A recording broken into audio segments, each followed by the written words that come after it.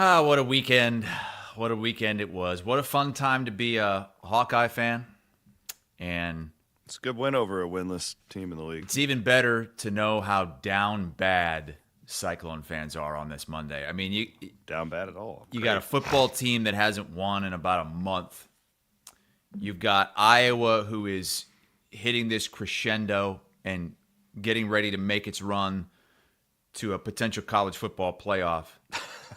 And the Iowa State basketball team gets absolutely embarrassed at Creighton. Not only that, but you have a lot of fans that paid money to watch that thing. Yeah, Creighton owes me like $9. Trying. Otzelberger played his son for like the entire second half. Just trying out all sorts of rotations. Oh, yeah. When Iowa does it, it's an embarrassment. But when Iowa State does it... You lost to St. Louis by 30. It's not the same thing. Oh, it's the same thing, brother. Is Rick Majerus still at St. Louis? Rick Majerus has been dead for at least 10, maybe 15 years. Oh. When you think of St. Louis basketball, isn't he the guy that comes to your mind? Yeah, he is. Well... I agree with Mick Samsonite. Hassel is becoming unbearable again. Cyhawk Twitter was pretty fired up this weekend. Iowa State fans. I wasn't even paying it. I was getting in the truck. You know, like I wasn't even paying it. And then I got back. I'm not kidding. I was so unplugged. It was great. The only person I was talking to was you. I'm not kidding. We were up watching the Florida State game super late and gambling. But apparently everybody's pissed. Van Winkle's got a bunch of haters in his feed. He was all upset this morning. It was stirred up. But as Brickman says, they're saying this is the biggest show in 4 years. So let's get to it. Let's wait no longer. Two Guys with Chris and Chris starts now.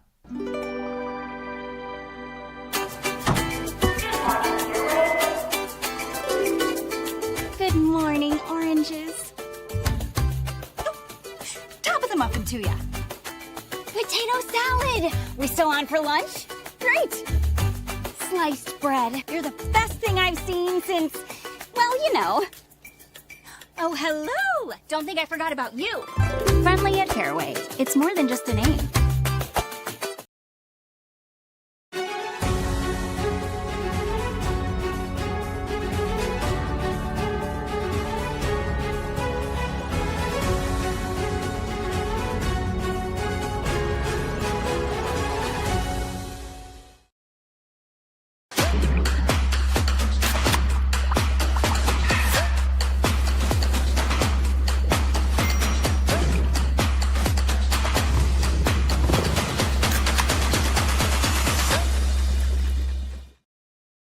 Hey, it's Murph and Andy, and we love talking sports and more. Catch us live at 1 o'clock every Monday, Wednesday, and Friday right here on Iowa Everywhere. And if you miss it, just go to iowaeverywhere.com. You can watch or listen there or wherever you find your podcasts. Disney on Ice presents Frozen and Encanto. Celebrate the power of love. Y Familia. Coming to Casey Center November 27th through 30th. Tickets on sale now. Visit DisneyOnIce.com today. Chris Williams, Chris Hassel. Two Chris's, one network. This is Two Guys. Presented by Fareway Meat and Grocery. From the Channel Seed Studios, this is Two Guys. Exclusively on Iowa Everywhere. What up? It is the 20th of October, 2025. Chris and Chris, we are on Iowa Everywhere. We are presented by Fareway Meat and Grocery. We are within 2 weeks from the 2025 Festival of Meats. Hassel, you going to make it back? Nope. You have an open invite. Cooper wants you to come. I want you to come. Last time you came, you had a hell of a time. Festival of Meats, Fareway. Not coming. By the way, my We'd dad... only eat it if it had a mother. My dad tried the skinless brats for the first time ever. Yeah? He was a mess trying to find them.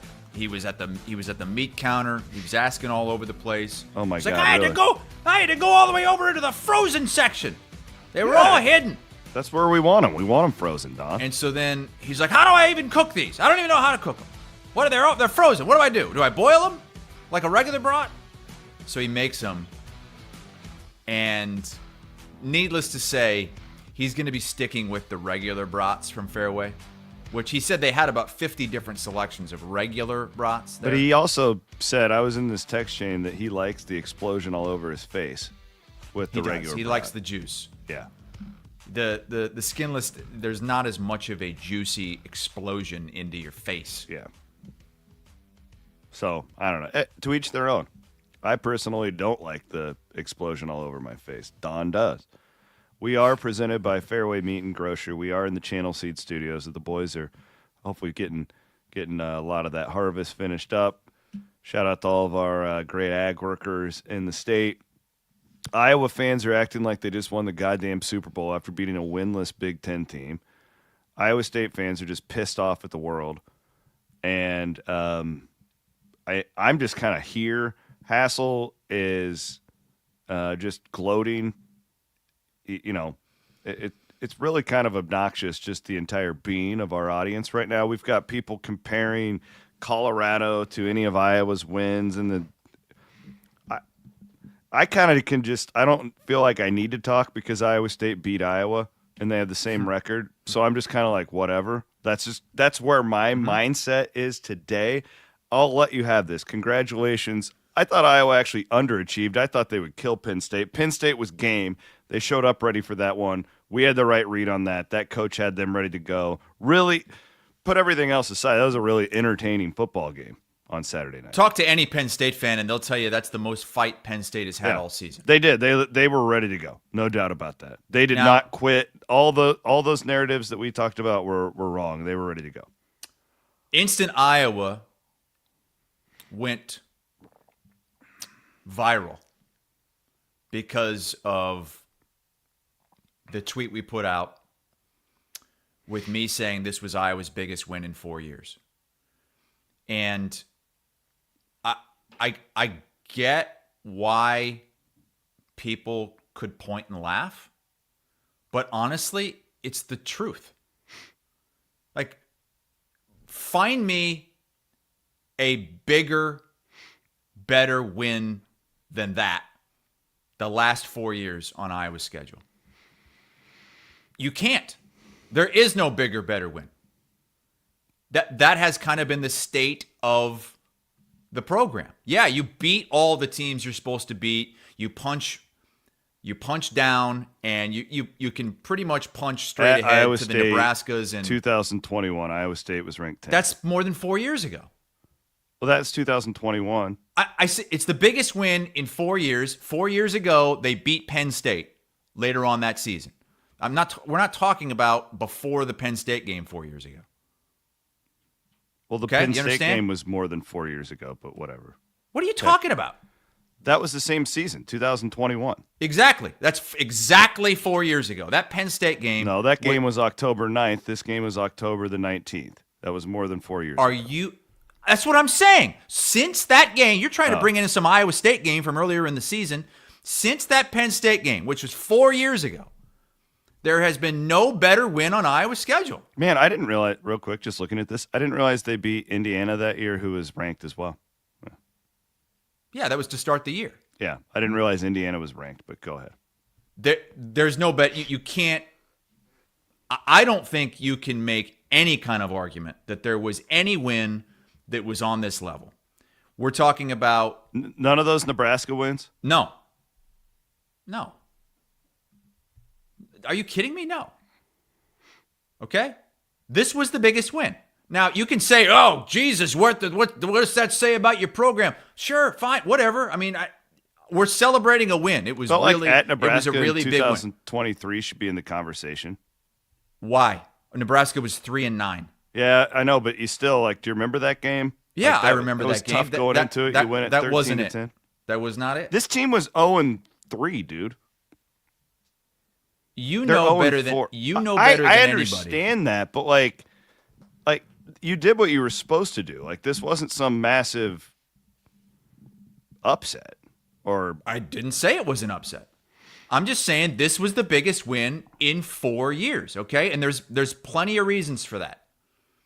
Let's One, This was the most talented team they have beaten over that 4-year stretch. Period. It's not close. Okay? 2. I don't deny that. That is correct. They came from 11 down in the second half, and they did it with offense. They had to score on 3 straight drives to come back and win that game. Iowa just doesn't do that. Iowa hasn't had that kind of offense in 5+ years to be able to make a comeback like that. 3, it opens up the rest of the season. Like, it keeps the train on the tracks. You lose this game, and that thing's off. Like, there's really no meeting your goals. Everything is still out there. 4, Kinnick under the lights, stripe out. Kinnick is back. Like, Kinnick was not Kinnick for about 3 years because there weren't any big brands, talented teams coming in there. And it was so boring to watch your team. Like, that there was nothing to get excited about because it's like it was all about punting and defensive stands. There wasn't anything to like cheer about in those games. I think that had as much to do with it. It's not about Penn State not being without their coach, not being without their quarterback, being 0-4 in the Big Ten. Penn State, that team is still a top 25 team. That Penn State team is going to beat somebody big this season. If they can, I don't know if it's Indiana. If they can maintain that. I mean, like, that's the big question with Penn State is the dead can't bounce officially like dead now. It's easy to do once to get up when you have a lame duck coach and all this stuff is no longer in front of you. I mean, but they still have opportunities in front. They still have Ohio State. They still have Indiana. Look at and they Florida still State. have great players. Florida State beat Alabama when they cared. Now they don't care because the playoff is gone, and they are getting boat raced by Stanford because I'm not comparing. Penn State is a lot more talented than Florida State. Well, Florida State beat Alabama, and Alabama is playing as good as anybody in the country right now. So my point is, can Penn State keep this going now? Like that passion that they brought I don't know. That's a pretty tough ask. Well, they were up for this game. There was no question. And I would be more concerned for Penn State if they were playing Minnesota next week, but they're not. They're playing Ohio State. Then they're playing Indiana. Like, they can still do some big things and play some real spoilers if they play the way they did against Iowa. That's the thing. Penn State played as good as they did against Oregon. And is anybody saying, well, Oregon now, that's not a good win when they won at Penn State? Look, I get it. They didn't have Drew Aller, but Drew Aller was one of the weakest parts of that team for the season. He had underwhelmed, no doubt. And another reason that this was a big win that I failed to mention is that Iowa made a ton of back-breaking mistakes. And when Iowa, or really any team, but especially Iowa, makes mistakes like that, you don't beat anybody, let alone Penn State. They were able to come back from those mistakes. They were able to absorb them, including the catastrophic decision to try to kick a 66-yarder at the end of the first half that resulted in a Penn State touchdown. I mean, Kirk Ferentz was basically crying after the game, talking about how bad he let his team down. That was cool, by the way. I like that. I loved that he stood up. It started the second half, he said it. Mm-hmm. So let me ask you this, because you are right that it keeps the rest of the season in play and all that stuff. Does this change your opinion? Does that win against Penn State change your opinion for basically it's the Oregon and USC games, right? Like that's and Nebraska. But we're gonna assume like Minnesota and Michigan State at home would be wins. They're at 8.5-point favorite this weekend against Minnesota. Does what you saw on Saturday change your mind about what they can do against Oregon and at USC? Does it change my mind? Yeah, because I think we both would have thought that Oregon would blow them out. I don't think this Iowa team gets blown out. Okay. I don't. I haven't. I mean, I maybe after the first couple games of the season. But I think they'll beat Minnesota, And then that sets up just a monster game against Oregon. That's Kinnick where you want again. the 11 a.m. kick, too, by the way. Yeah, it'd be If 9 you ever want an a.m. 11 I don't think it's going to – I think that's going to be – if I had to guess, that's going to be What another else is that 2:30 game. Have you looked ahead? Could they get like a big noon or something with that game? I 'Cause Iowa guess- would probably be ranked at that point. I don't know. I would have to look at I don't even know if they're Depending getting on votes. you just with these TV networks, you don't necessarily know who gets first pick on a given week. But right now, it's Indiana at Penn State and Oregon at Iowa. Those are the two games. There's also Nebraska at UCLA if UCLA somehow pulls out that Indiana win. But the two big ones are Indiana at Penn State and Oregon at Iowa. I don't think you can take like your pregame show to Penn State now. I just don't think they're 0-4. Yeah, I don't know. can't. I don't know that you can either. It's like Big Noon, you're saying? It's insulting if you take your pregame to an 0-4. It's insulting to that would be it a would be tough insulting look. to Iowa. Like, but look, honestly, like you are what CBS your Sports record HQ is. just went to Wisconsin against Ohio State. Yeah, I know, but they're shilling. Like, you know that. Like, come on. What? That's because it was their game. But it would be. They did it for Ohio State's ratings. Like, I'm just saying, like one of the premier. That would be insulting to the University of Iowa if that pregame show went to Penn State. So if it's Fox Big Noon and if it's Yeah. between Indiana at Penn State or Oregon at Iowa, It's Oregon, Iowa. I would think so. If has Oregon to and Iowa are winning, if they win next week, Yeah, it has to be. Like, there's way more on the But line in that I game. don't know who gets first choice if it's CBS or Big Noon that weekend. If I had to put money on it, I would say that's going to be the 2:30 game on CBS once again, which is what it is this week. If I had to put money on it, I would Which say is the best broadcast for what it's worth. yeah, I think. And I think that the stadium will be even more charged up if it's 2:30 and not 11. You know how those 11 a.m. kicks are sometimes. I wonder too. Did the TV? You have more insight to this than I do. Like, if I was wondering about this because the Iowa State Arizona State game too. Did they? And the BYU game was like projected to be an 11 a.m. kick. If you're west going east, do they factor that in? Like, would the Big Ten be like, hey, we'd rather Oregon not play at 11? I do think there are certain circumstances. Yeah, I do. Because it just feels like those games usually are at night or mid-afternoon. It feels like they don't – like Arizona having to play at Houston, which was one of our locks of the week. Mm-hmm. Like, that's an 11 a.m. kick for them. That's pretty rare. You just don't see that happen in college football very often. But nonetheless, hey, I'm just trying to bring a little bit of, levity to this. Like, I did watch you and Downs, and I got a kick out of it. It was cute. What was cute about it? I'm just messing with you. You all make great points, but they're still 0-4. Like, at some point, like, you are what your record Yes, is. but no, But you're all not. of your – all No, I hate it when people say that. you because- are what your record No, is. you're not. Yes. Where would Penn State be in a power rating? Well, I mean, now Like a Penn State 0-4 is not equal to a Wisconsin 0-4. They are two completely different teams. Penn State would be favored by double digits against Wisconsin. that's true, but they're still both at the bottom of the conference. Like, they haven't beaten anybody. I get in the that, conference. but that's when you're on the field, when you're playing in that game, you don't have this record attached to you that's dragging you down to, well, no, you can't play this well because you're Katron Allen can't be that. I'll good give you because you're credit. 0-3. I'll give you a lot of credit because that Penn State team showed up. That was not the narrative that we had on Wednesday night. Where I thought Iowa was going to win that game by 2 touchdowns. Because I thought, and I think you kind of felt this way too, that we thought in the second Well, I half, had Penn Iowa State- winning 20-14, and yeah, I thought We thought Penn State might I wasn't sure fold. Penn State would want to And they fight didn't do into that. the fourth. And that backup quarterback was game, right? He was a good player. He was ready to Not go. bad, not bad. He's going to be good. Iowa was the better Wherever team. he's at next year, it ain't going to be at Penn State. I can promise you that. Probably not. That kid will transfer and There's go somewhere. one more thing I do want to mention about that.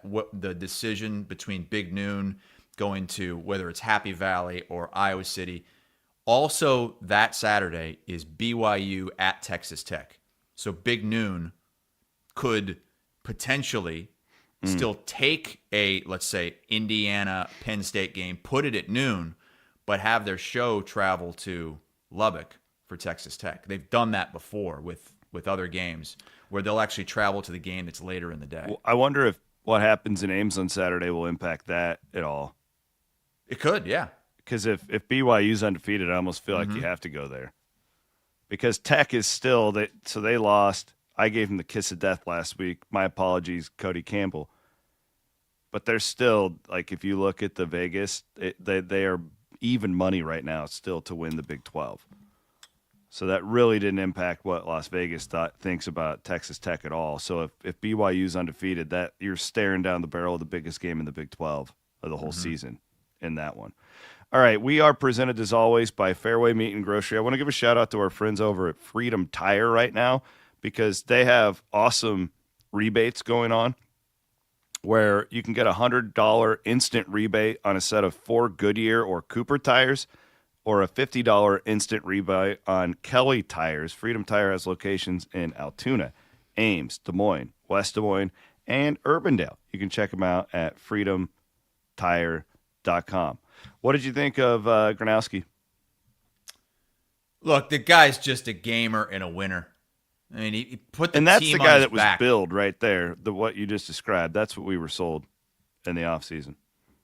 You know, you can bitch about his passing stats. Look, the guy hasn't thrown a touchdown pass in like a month and a half. But what he's doing on the ground is more than making up for it. Because the biggest issue with the Iowa quarterbacks going into this season was that they couldn't do anything. And that's through the air, that's on the ground. They were a liability. Okay, this guy's only throwing it for 80 yards a game.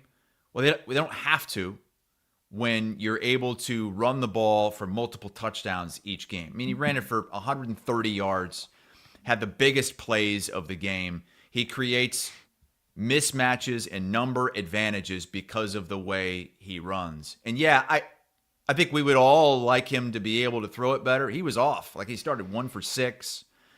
He's clearly not a great passer, but it's still so much better than what they've had, and he just has that will to win. And I promise you, they win that game at Indiana if he doesn't get hurt. I would just add to you mentioned the Kinnick thing. And it just feels like Iowa's defense is back to being that advantageous ball hawking group that maybe took a year off last year. Yeah. This defense has been way better than I thought it would be. Yeah. They've clearly overachieved throughout the course of the entire season. And they've got some people really stepping up. I mean, Wampa had his best game ever. Dude, yeah, he looked like bona fide draft pick in that game. I don't think anybody ever doubted that he would make the NFL, but man, that was a statement game, I thought, for him completely. Deshaun Lee was fantastic. Cohen Entringer has had several times this season where he's looked like a star, and the numbers don't tell the story. I mean, Penn State scores 24 points. 7 of that was on a blocked kick return for a touchdown. That first touchdown was because Iowa turned it over and it was a really short field.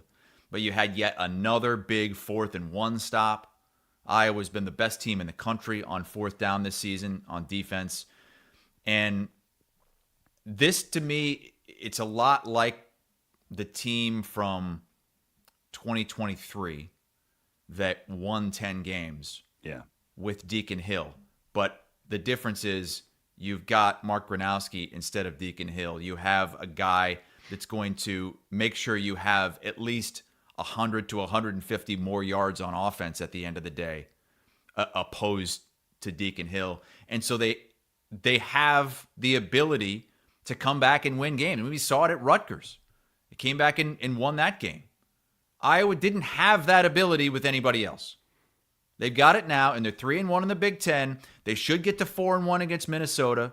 You'd be sitting there tied for 3rd place with a top 10 Oregon team coming to town, and it's all you can ask for. It's all out there. The Minnesota game, quickly, and we'll move on. Do you have any reservations at all let me spell out what they've done. They beat Nebraska. They killed Nebraska on Friday night, which good on you. That was one of your picks of the week.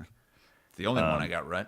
The only game they've lost, well, they lost at Cal early in the year. That was the tough trip. Week 2, yeah. And then the only other game they've lost is to Ohio State. They've beaten, but they really haven't beaten anybody. I guess Nebraska. It depends on what you think of Nebraska. That was a good win against Nebraska. But they beaten Purdue and Rutgers. Look, I think it's going to be a hard-nosed game. It's a rivalry game. Minnesota won in there the last time, in the crazy overturned punt return for a touchdown from Cooper DeJean. But I fully expect Iowa to win this game this week. I think Iowa is a notch above Minnesota. Well, that is a 2:30 kick. We're going away from your night games. Yeah, apparently Iowa can't play any more night games.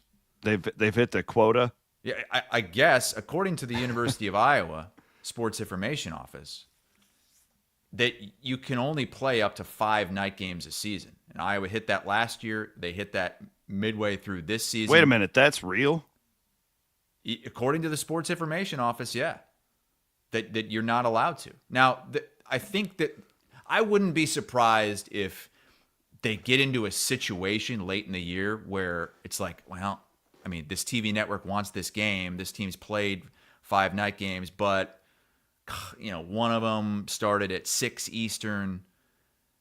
Is that technically a night game? We'll see. But you look at Iowa's game notes from this past week, and it says catch. Iowa is playing its final night game of the season, of the regular season. And there's Matt Weitzel's tweet. Last chance to catch Hawkeye football under the lights in Kinnick.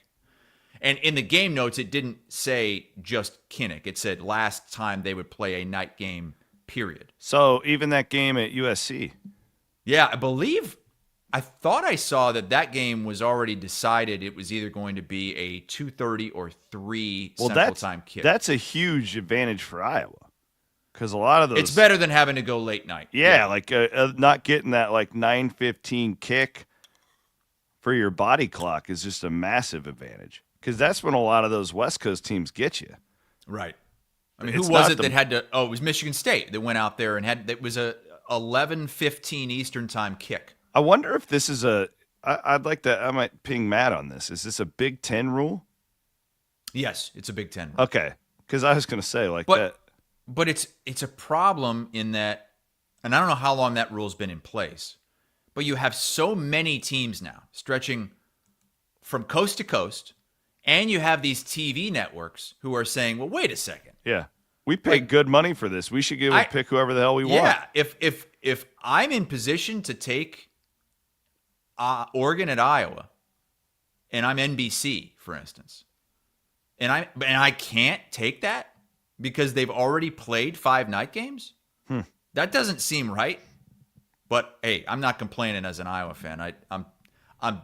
That was great having that Penn State game at night with the stripe out and all that. I'm done with the night games. Get me on a regular schedule. Well, I want to stay on the Iowa thing real quick, and let's do our Kelderman Manufacturing bigger, better, bolder. Bigger, better, bolder. Built by Kelderman Manufacturing. A little feel-good story from me. So the Wave is something that we all watch on TV, and if you go to games, you get to participate in it. It's really cool for our state. But very rarely do you get the inside look at what it's like to be in the children's hospital. And my wife has a friend who I've told you about her little boy, Bennett, before, who's been fighting cancer. And he's currently up in the hospital getting a round of treatment. And they got to participate in the Wave for the first time this weekend.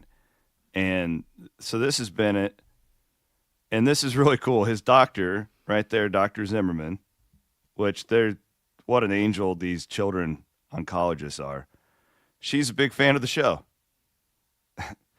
So I wanted to give her a shout out and Bennett because I know how much it meant to Bennett's parents. And his mom sent a bunch of messages to my wife, just kind of going through There's a video from it right there.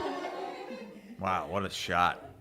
You know, and we see it on TV. Like, they'll go up and do they'll capture it. But when you know the people, right, it kind of makes it a little more real. And the fact that the Dr. Zimmerman there is a fan of the show, I thought was really, really neat. And I wanted to recognize that today. So, yeah, shout out to our guy Bennett right there.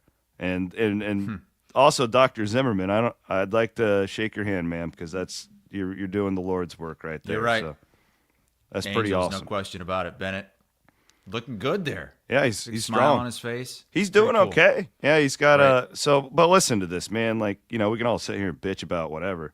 This kid, 120 days in inpatient care over the last 11 months, hanging out in that hospital. Like that. That's pretty strong right there. That kid's a absolute animal. So and he's a race fan too. He likes the sprint car racing. So really? Wow, yeah. That's right up your alley. Yeah. No, he's a neat kid, and let's hope he keeps kicking ass. And shout out to Dr. Zimmerman. That's my bigger, better, bolder. Anybody who does that kind of work, man, whew, you're an absolute rock star. But it's just, how cool is it that you get put in any other hospital, right? You don't ever get to experience anything like that. You get put in that hospital, in that spot. You can have the best view of the best tradition in sports on a Saturday night. I mean, that's incredible. And I know you've spent a lot of time over there with yeah, we have kids as well. we love it. We've with Cammie, we spent quite a bit of time in Iowa City, and we just made it fun. We'd always wear Iowa State gear, and the staffs love it. Like, we have so much fun with it, and like everybody's just it's the exact opposite of Twitter when it comes to the Cyhawk game. But yeah, bigger, better, bolder, man. That's the best one I can give right there. What are you gonna go with, Hassel? Well, I'm gonna take my trolling cape off for a second and just give Iowa State basketball sickos their due. I mean, you guys are sitting here on a Friday night at 7, 8 o'clock paying $9 to watch a stream of a scrimmage and just freaking out when it's not working. Like, Van Winkle, you were losing your mind. Oh my God. I made the decision to get this thing like 5 minutes before, and when it hit time for game time and it said error, I was losing my mind. And, well, how much did you miss of the game? Oh, like the first 5 minutes, probably the most important part of the game. That was the only part where they played well. Yeah, they were already down 25 points when you tuned in. I just like that level of sicko is something that I don't recognize. Like, I'm really excited for Ben McCullum. There is no way in hell with Nebraska-Minnesota football game going on TV that I am going to, even if it was on TV, I wouldn't even flip over to it. A scrimmage. Like, I don't care. You would seek it out on Creighton's website? Hell no. You guys are paying money to watch a shitty stream? Oh, dude. So shout out to our friend and producer Aiden Wyatt, because he got engaged on Friday. Congrats, Aiden. And I was at his little I'm at the family thing on Friday night. I'm not paying attention to the game. In fact, it was one of those deals where I forgot it was even happening because Jake Brand and Rob Gray were covering it for us at Cyclone Fanatic, like completely out of it. And I look at my phone, and I have like 100 messages from you and Cooper about the games that are going on. And then my other is just pissed off Iowa State fans being like, this fucking rotation, the fuck is Otzelberger doing? We suck. And it's just like, God, people, calm down. Lipsy's not playing. Like, you got a true freshman starting his first. Like, just can we chill? It's not even November yet. I appreciate it, though. I love the passion. Cubhawk wants to know how Traders, Dix, and Freeman did for Creighton. I do know Freeman didn't play. Yeah, Freeman didn't play. What about Dix? he was average at best. He did start. I think that I know he played a lot. I think he did not score that much. I didn't watch the game yet. So I was so busy this weekend running around. I was trying to be bye weekends. I really try and give to the kids as much as possible. So I have not even watched it yet. We actually had to call in Brend for Williams and Bloom last night because I couldn't even talk about it. So Dix had 6 points. Yeah, I was gonna say it was a pretty. Dix average. was 6. How about 6? 6 is good. Yeah, well, they played Northwestern on Sunday. Iowa State does? Yeah, they play Northwestern, and Is that's that- on ESPN Plus, so you don't have to buy it on pay-per-view. You can just watch it on your stream, assuming you already have ESPN That's Plus. in Ames? Yeah. That'll be all completely dictated on how the football team does, right? Like if the football team wins, people are going to be fired up about that. If not, people Could go the other way. It could be like, oh, it's basketball Yeah, season now. you're let's, right. Let's really dive in. I've been in a lot of meetings over the course of my career where at about this time of year you say, okay, pushing all the chips in on basketball coverage. Let's go. Matt, who do you got, buddy? Bear Bachmeyer. How about this guy for BYU? Give credit to BYU, Is that man. the Back to- quarterback, number 47? Yeah. Yes. Give credit to BYU, man. Back-to-back years starting the season undefeated. That's tough to do. And they're 11th in And the when country no right one now. expected it, too. Yeah, and listen, I got to eat some crow on BYU. Freshman this is the quarterback. second year in a row where I just keep doubting them every week, and they just find ways to win. It was, I think, guy put it up 2 weeks ago. Kurtz, our guy John Kurtz, covers Kansas State in the Big 12, and I think it was him who tweeted that BYU has 9 lives, and I'm like, oh, that's a perfect way to describe this team. They just find a way. They remind me of those old Iowa teams, to be honest, where it's like you kind of always expect the other shooter, but because nothing that they do is aesthetically pleasing, and then they just find ways to win. And that's what BYU has been doing again this year with a quarterback number 47. Deacon Hill's number should have been 47. Hey, have you tried on the Deacon Hill swim trunks yet? I haven't, but I do have them right here. Wait, so are you back to a different camera now? You look better today. Yeah, than I'm back on my Wednesday. old camera. Yeah. Back on my just computer camera. Is that a Lifesavers shirt you got on? That looks like it's a Pride flannel. every I love it's like it. every shade of Lifesaver. That's nice. My wife hates it. My wife basically told me I looked like shit this morning. Did she tell you look gay? She said, I know you're not gay, but that shirt, That could be your George Gay costume shirt. I love this shirt.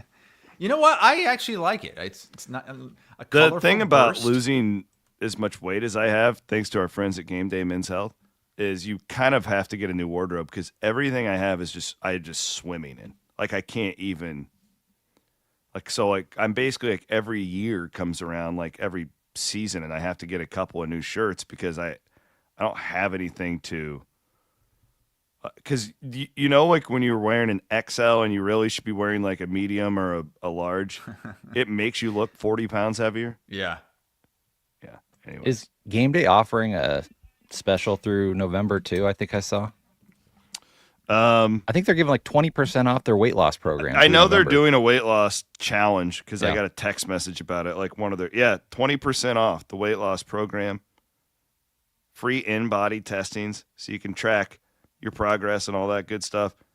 Free in-body testing. That's where So what that is, I haven't done that. I want to. they give you an enema. Lindsay, if you're watching, I'd like to do this. I really want to do this. So it's like one of those scales that it does your body fat. Oh It's- yeah, my wife did one of those Yeah. recently. Because then you get to know how actually healthy you are. Like, it's not just because losing weight isn't always, that's not you want to like build muscle, right? Like you want to do those things. And that's what this in-body, I think that's what it's I called. also see too, Williams, that anyone who signs up is going to be entered to win $500 cash and a framed jersey of their favorite team. I know you got one of those, right? I did. They gave me that for my birthday this year. They gave me the Randy Moss jersey, and it's freaking awesome. And I almost cried because I love Randy Moss. Randy Moss might be my favorite athlete of all time. Straight cash, homie. I saw one of those Homage, the T-shirt brand. They have a Moss shirt, and it's just him, and he's going like this, and his stat line is on Fox, and it's 3 catches, 189 yards, 3 touchdowns. It's like that's a oldie but goodie. Yeah. God, I love Moss. Just All throw right. it up to that SOB. I'm going to give you a really quick on Iowa State BYU and see what you think. Okay. So I actually think Iowa State's offense will bounce back after the bye week. I think they can put up some points. I can't imagine after the bye Rocco's going to struggle the way that he has. They get to come back home. I actually think they get BYU in a great spot. They had a really tough road game where they went to overtime with Arizona. Then they had to play in the Holy War. They're top 10 in some polls. So sold out crowd, 2:30 kick. Place is going to be absolutely charged. So this is a really good spot. You are right now in some books favored as an unranked home team against a top 15 team. So that is the spot where you bet the home team. It's a no-brainer. This was the same situation when Iowa State played at Colorado. You just looked at the number and we said that. You bet on Colorado. You'd blindly do it every time. You're going to win more than you lose. I think Iowa State's offense is going to bounce back and have a big game.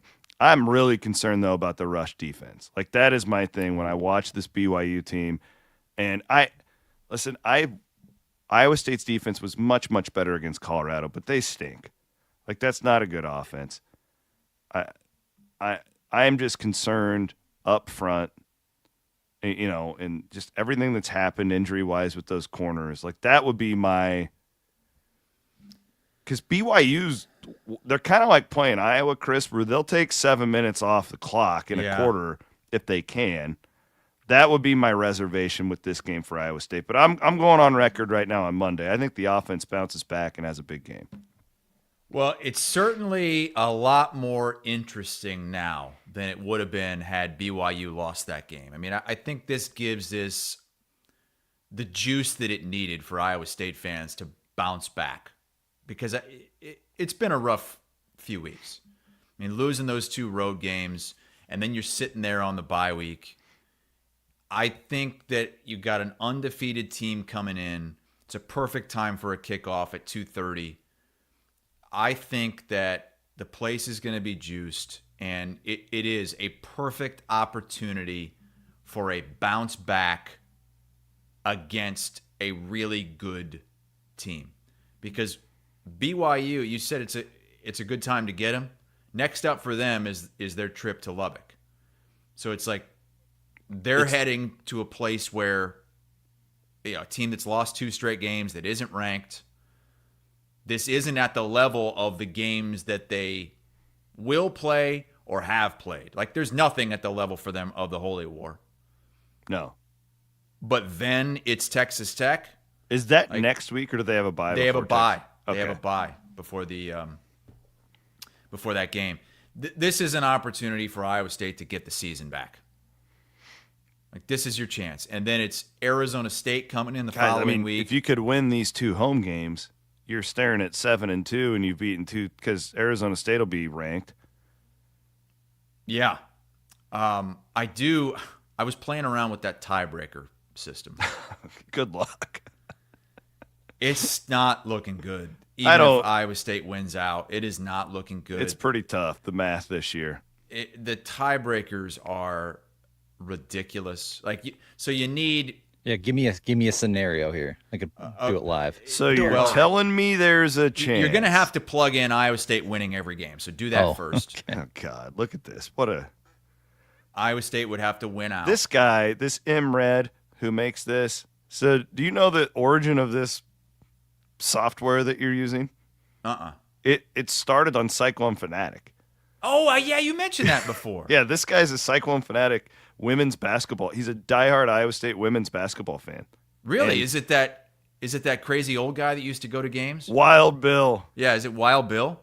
Man, that would be badass. Yeah, so he does it for like every Power 4, ACC, Big 10, Big 12, SEC too. But for he football. used to do it. The origin of this thing, it was for the Big 12 basketball tournament to see like who you would play and how the bracket's going to set up. And then there was nothing like it, and then people kept passing it around, and like every year he would like add a conference, and now he's got the. How do you even do it with these football tiebreakers? Like it's insane. It's wild, and I kind of got into the weeds, so a lot of things would have to happen. Like Cincinnati would need to lose 3 times really for you to have a legitimate chance, because if you end up tied with Cincinnati, that head to head obviously would put Cincinnati on top. But what I found out was that, and play around with this, Matt, please find a way for Iowa State to get in there, because I just did Iowa State winning out and Cincy losing 2 more, and they're still not in. So we'll keep playing. Right. Yeah, you're going to have Texas Tech might need to lose 3 times. So what I found really interesting was that once you get into the 3-way tiebreaker, okay, once you get 3 or more teams tied for second place, you could have a situation where, let's just say it's 3 teams tied at 7-2, and one of the teams has beaten the other, okay? That isn't factored in unless they've all played each other.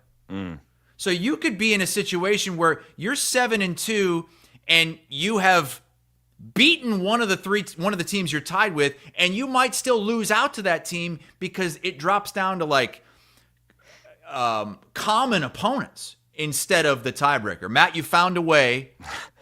You had to have every other team other than Texas Tech lose 3 games in conference. That's really the only way Iowa State gets in. Yeah, this is one scenario. Iowa State goes 7-2, the rest goes 6-3. So fairly unlikely, but there's a chance. So that's what you need. Cincinnati to lose 3 times.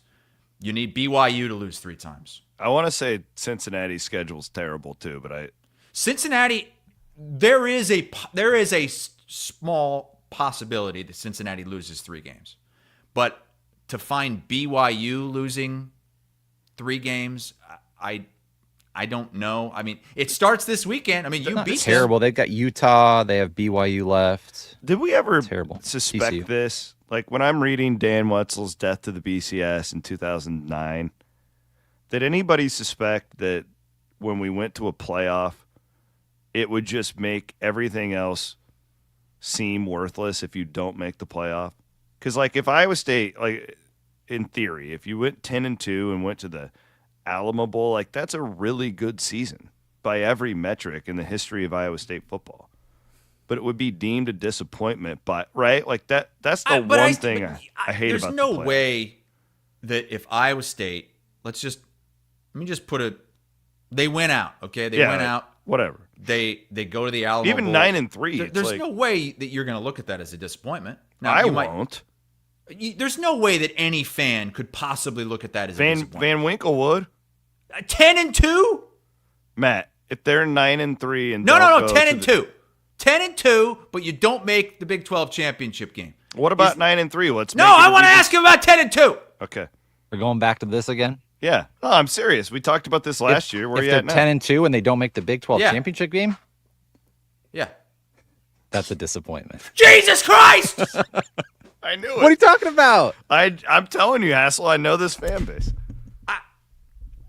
Just broke his microphone. Jeez.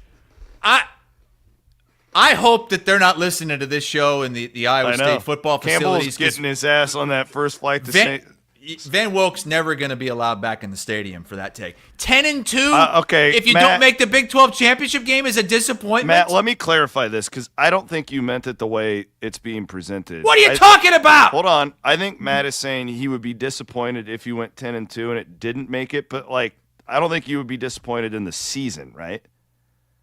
Yeah, see, that's what he's saying. Yeah, I'd be disappointed in the season. Jesus Christ, Matt.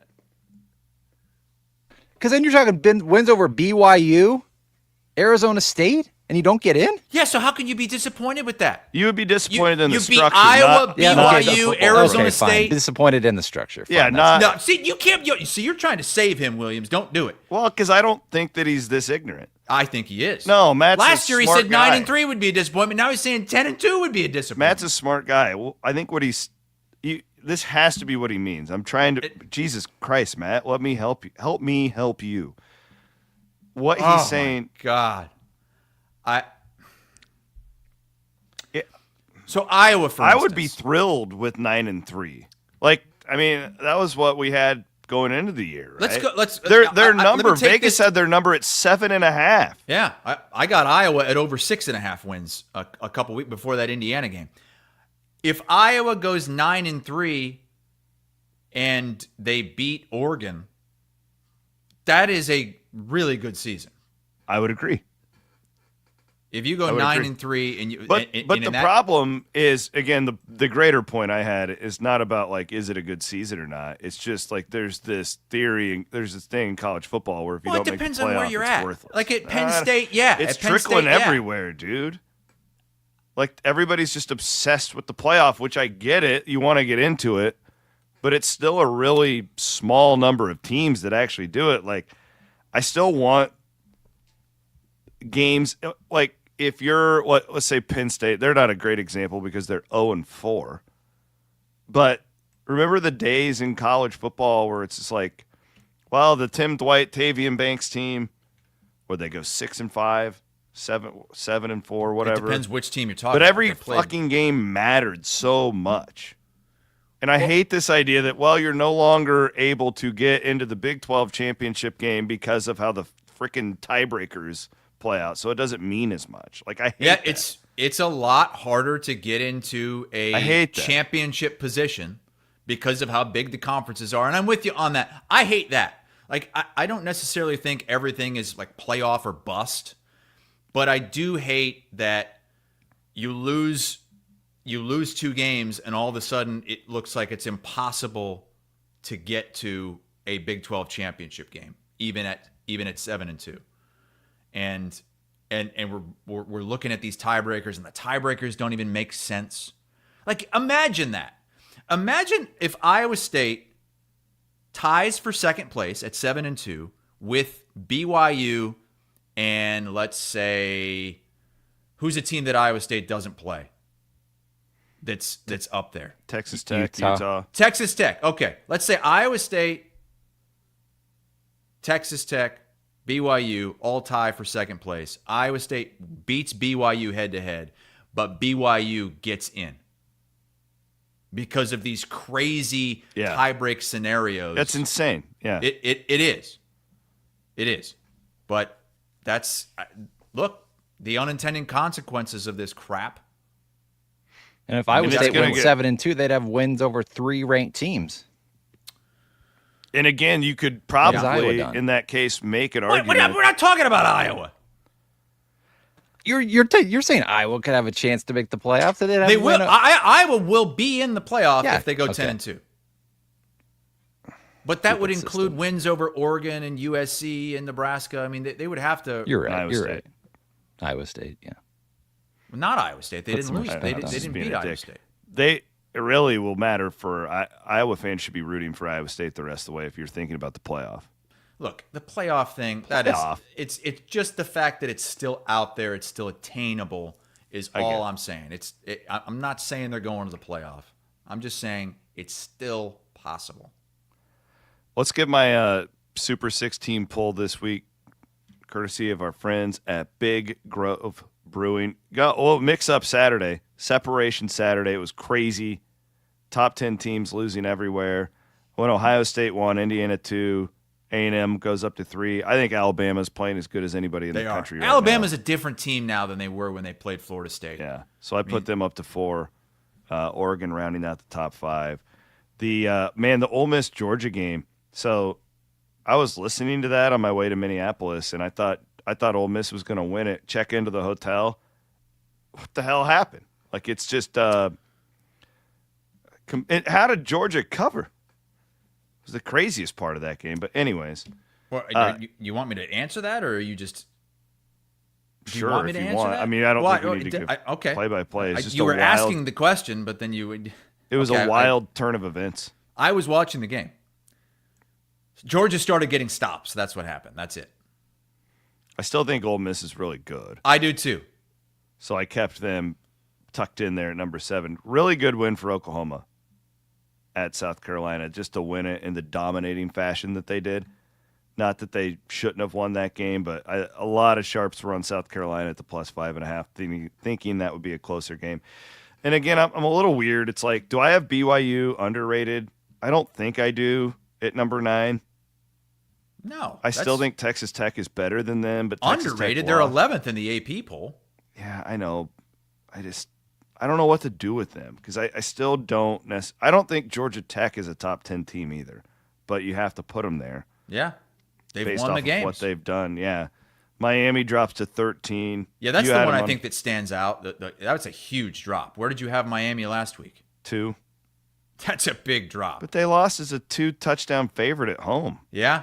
to a unranked team. It's I never trust Miami. But who would you put them at? But would you put them ahead of Tech? Like, would you? Ryder points out Miami's resume is 10 times more impressive than Texas Tech's. That's true. Like Miami beat the team that you have 14th next to them That's true. in South Florida. Miami has some good wins. It's it's hard to believe in them. I don't believe in them. Maybe you've rubbed off on me too much, but I certainly don't. Yeah, so there you go. There's my top 16. Man, I have a lot more respect for the people who do this every week. It's really hard too because you're kind of just putting pieces of a puzzle together every Saturday night at midnight. And again, it's impossible to watch all the games. That's the problem with our polling. I can't physically watch. Well, not when you're at a damn Lainey Wilson concert all night. I did watch the overwhelming majority of the Iowa game pretty easily during the openers and all that stuff. So you were sitting there watching it on your phone in the stands? Yeah. It's not hard to do. I thought that was the whole point of this was like a birthday trip for your kids. Oh, they don't care. And they don't care if you're present or not. Elise actually said this. I've never been more proud. She's 6 for those, so don't be rude. She goes to me because we were watching the Iowa game. Dad, can I use the H word when talking about the Hawkeyes? Hate? Oh. You guys don't let her. No, you can't say that word. It's a bad word. I said with the Packers and the Hawkeyes, yes, sweetheart, you can say it. It's fine. So she hates Iowa? You're teaching your kids hate, huh? It's only because of the jackasses at school. Like that is my other one. Like daughter is a huge Vikings fan. She doesn't even like sports, but she only likes the Vikings so much because the Chiefs fans are such dicks. Oh, I can't stand Chiefs fans. Well, they used to not be like that. It's all the Johnny-come-latelys. Yeah. It's like the old school Chiefs fan is fine. It's these new age like Kelsey maniacs. You know what I mean? Like that. Anywho. There you go. That's my Super 16 poll. I want to go long on something that's college football related real quick. It's time to go long with Wealth Charter Retirement Planning and Tax. All right. Got this from Tim this morning. It is open enrollment time for most companies' employee benefit plans. Wealth Charter, did you know that's something they do? They can take a look at it to make sure that you're taking advantage of everything that your employer offers, and they will simplify complex decisions for you. That's a great resource because you often look at these things. You're like, oh, my God, which one do I need? Which one should I use? Remember our friends, Wealth Charter, if you're going through that right now. I just wanted to go long on all these jobs that are open right now and just basically, like, we know it, but I wanted to put it all into context. I do have some news, a little bit of news on the Florida State job this morning that came out during the show. Okay. The school put out a statement this morning saying that they aren't going to assess anything or make any decisions or moves until the end of the season. So Mike Norvell, at least for now, is going to remain the coach at Florida State. That's them saying we don't have enough money to fire his ass right now, and we're just praying that he can rattle off like 4 in a row. Listen to this. It's October 20th. These jobs are all open. Florida, Penn State, Arkansas, UCLA, Oklahoma State, Virginia Tech, Stanford, Oregon State, UAB, Kent State, and Colorado State. That many jobs open at the halfway point of the college football season. Jeez. We think that Wisconsin and Florida State will probably come open, although I think, again, the Florida State deal is really tricky. They don't have Big Ten Well, their buyouts, that's like $100 million buyout. Yeah, I don't know if they can do it. Franklin's was 49.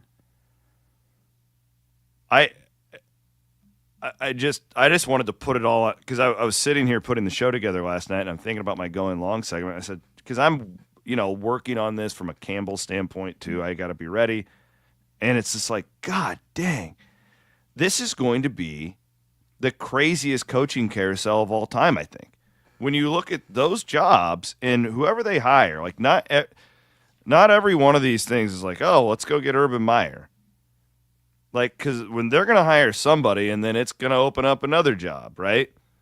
Like, this is going to be a wild 6, 7, 8 weeks. And I wanted to put it all on paper just to give myself proper perspective. And we've seen this trend in college football where you're firing guys early because you want to get ahead of it. We ain't ever seen anything like this. And this is going to be a total, reconstruction of coaching in college football, I think, in the offseason. So buckle up. It's coinciding with all the other changes in college football, right down to the Big Ten private equity thing and the extra money that is likely going to be flowing in there once that gets passed, if it gets passed.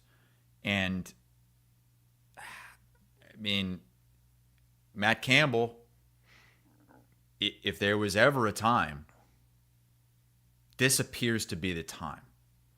He's going to have... I'm not saying he's going to go. I'm just saying, yeah, he's going to have more opportunities now than he probably ever has. The thing is, it's not like... I don't necessarily think he's going to get Penn State or even offered Penn State. But the problem is, it's like whoever Penn State hires might be at a place where Matt would be a candidate. Yeah, you could have Nebraska and Wisconsin open as well. What about Washington, right? Like, there's a lot of these jobs that are, that are going to come open that aren't right now because they're going to go, Fish feels like a guy who would be perfect to go to, Florida. Or he's a really good coach. Like, there's substance with that hire. But he's a job hopper, so maybe he likes what, I don't – that's just an example of – in Nebraska's the other one. If Rule leaves, then that job comes open, and then just this snowball going down the hill. So it is going to be crazy. I just needed to wrap my mind around it because I kept reading things on Twitter. It's like I got to get it on paper. Crazy how many are open. I was listening to Williams and Bloom, and he made a good point about another confluence of events here coming, and Iowa State looking for a new president. And how might that play into Matt Campbell's decision as well? What kind of president is this going to be? What kind of future does he see with the new president? And how pro sports is this new president going to be compared to going elsewhere? So they better be really pro sports or I'm going to lose they it. better be. Yeah. It's so stupid to not be. Even if you're pro academics, whatever the hell that means, you have to be pro sports to protect your academics in this scenario and to protect your enrollment and to protect your local economy. It is so small-minded to be anti-athletics in 2025. Go ahead and put Iowa State in the Mountain West in 2010 and see where your academics are at right now. That's what these people they fail to realize. So anyways, that's my going long. I know I didn't really make a point, but it was more like, God, for my own sanity, I had to get it on paper. Put a percentage. I'm gonna back you up against a wall here. Okay. Put a percentage on Matt Campbell being Iowa State's coach next year. 60-40. Wow. I kind of thought you were going there. I mean, you have to give the edge that he stays because he's done that every year. He's had opportunities. But that's scary. Like, if you think it's 60-40, that's scary. I don't know anything for what it's worth. But what's different here is all the NIL stuff, the Big Ten SEC thing. I think he truly wants to be at Iowa State for another 10 years. What are his goals? Do you want to stay at a place where you basically have autonomy to run the program as you want, where you're beloved, other than Van Winkle? Yeah, once he hears that Van Woke says 10-2 will be a disappointment if they don't make the Big 12 championship game. You have to give the edge that he stays, because he has every year. He's had Florida State's called, the NFL's called. Like, he's had opportunities to go. It's just all this other stuff. I don't know. Like, to me, that's what puts he doesn't know who his president's going to be. It's a challenge right now. But I would lean that he stays, but man, you have to be realistic and look at this. And if Matt's goal is to win a national championship, then probably not going to stay with this round. But if it's other stuff and it's like, man, my family loves it here and all that stuff, which he said, and you have to respect him and listen to what he has said, and he has done what he has said up until now, then I lean he stays.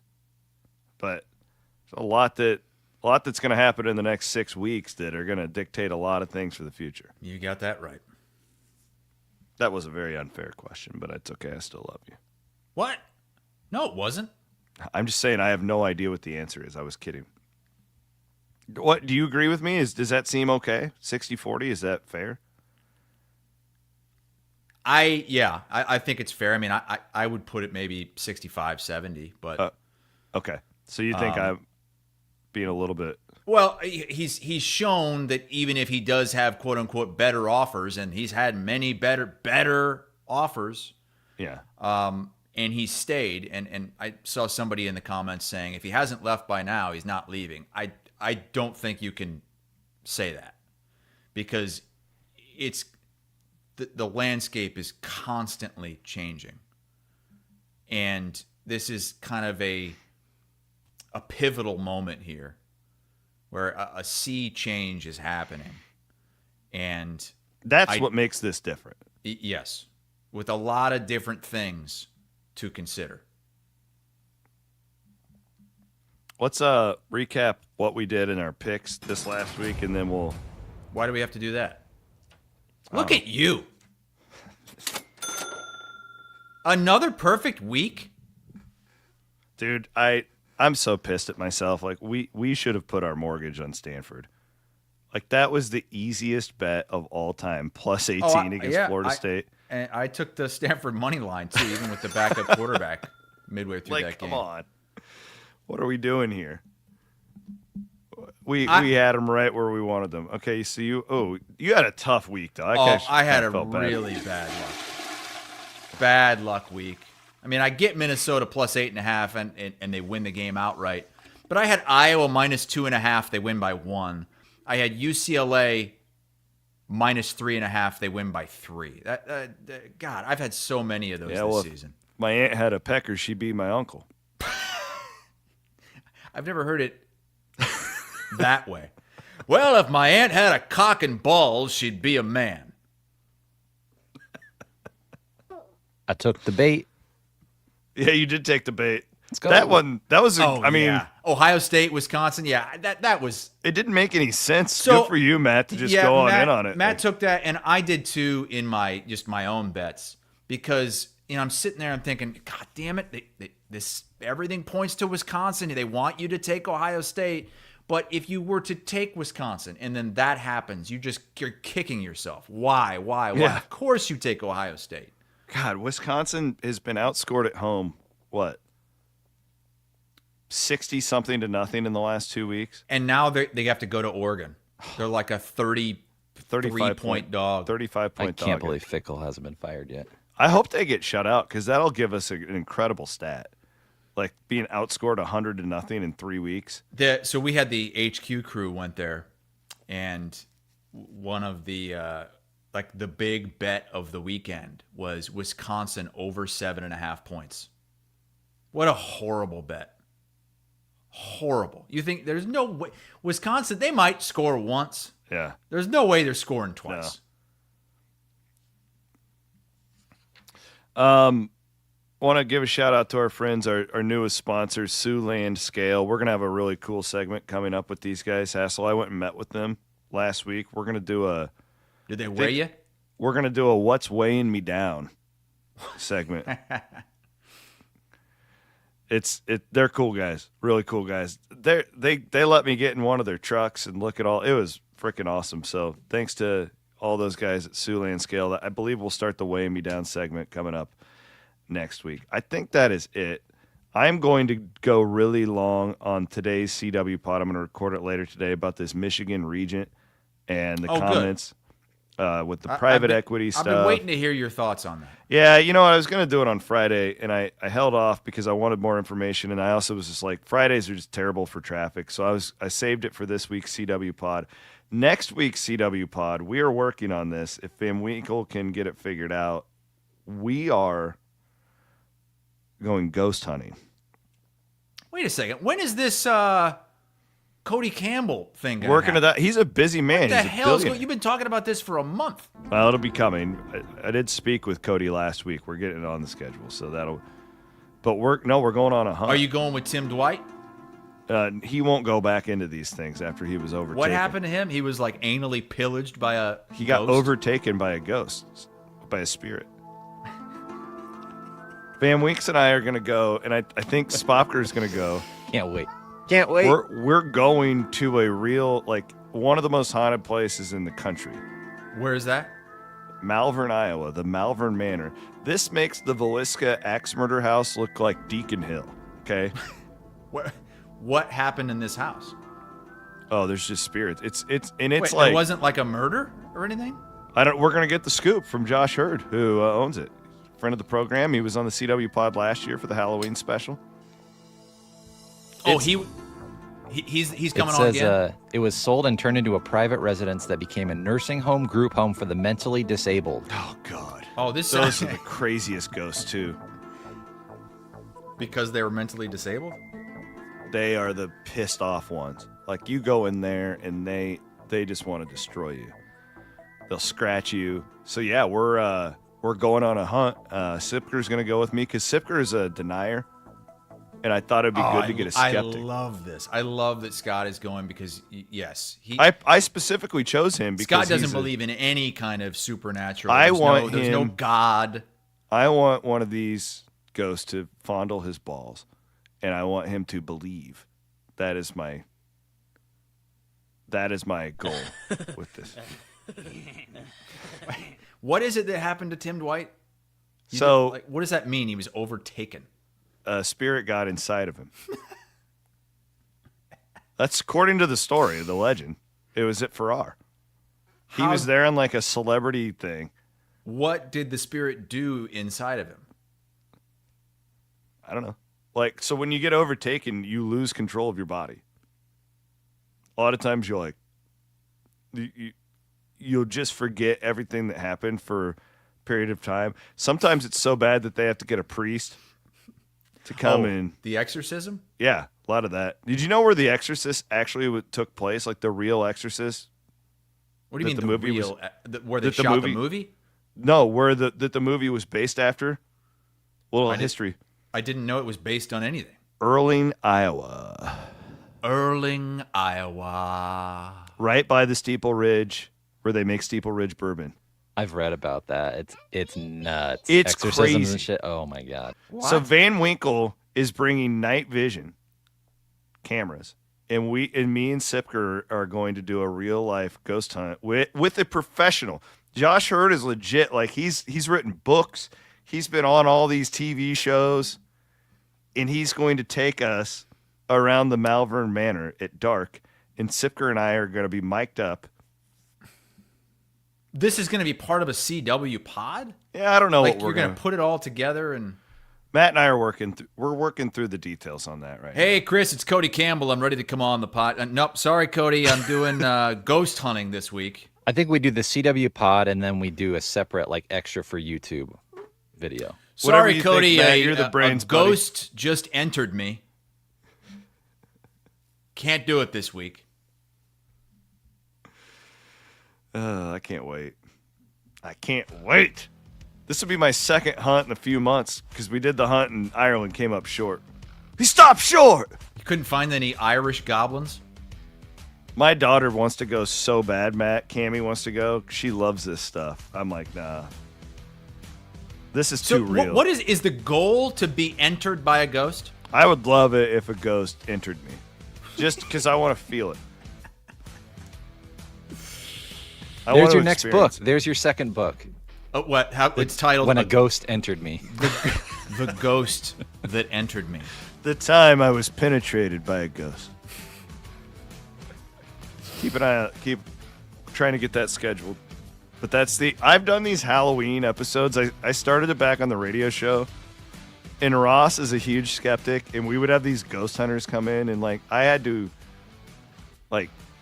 slap Ross before they came in to be nice to them and not say they're full of shit. And that's why Old Spice was so rude to me last year. Remember that? Because I asked him to come on. He's like, absolutely not. Right. Because of Ross. Happy Monday, everybody. We'll see you on Wednesday night. Comment section, fantastic. By the way, comment section on Wednesday night is another level, but the comment section today has been damn good. Do me a favor. Everybody on Wednesday night, if you're going to be in our comment section, you have to have a bottle of Steeple Ridge.